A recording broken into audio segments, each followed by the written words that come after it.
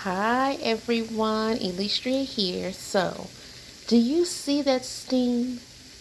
Do you see? Do you see it? Do you hear that good sizzle?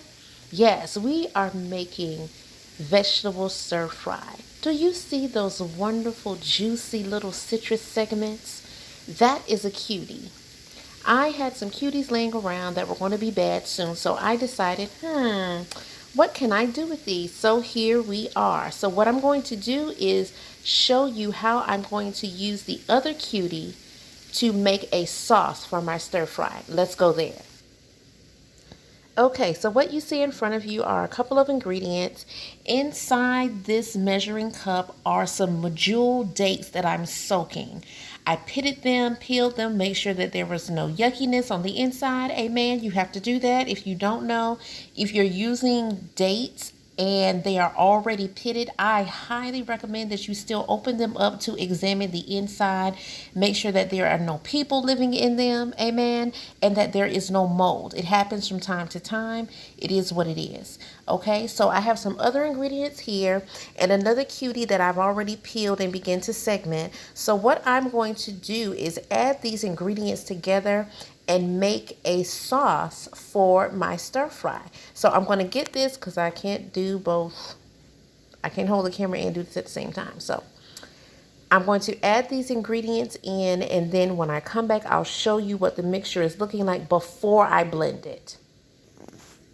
Okay guys, here we are. So I have added my seasonings, and I'm not really going over the seasonings or the amount because I like people to experiment and to play around with the flavor profile for themselves. What I want to show you that is the important part is the liquid measurements. So I started with 1/4 cup of hot water, and I put my medjool dates in there for about 10 minutes to soften up. Then I added a half teaspoon of balsamic vinegar. It's one of the sweeter vinegars, and it's a dark color because I want a dark sauce. And I added enough oil, olive oil, to bring my measuring cup up to the 1/2 cup marker.